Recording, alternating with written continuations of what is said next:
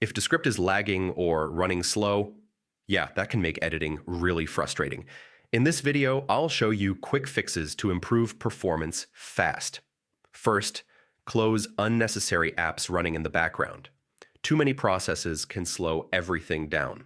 Next, check your CPU and RAM usage. If they're maxed out, Descript will lag. Now reduce playback quality inside Descript. Yeah, this helps smoother editing on slower systems. Try clearing cache or temporary files. Old data can slow down performance over time. Make sure you're using the latest version of Descript.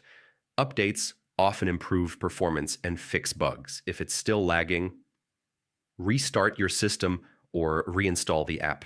Yeah, this can fix deeper performance issues. And that's it. These steps should help speed up Descript and improve performance. If this helped, like and subscribe, and I'll see you in the next video.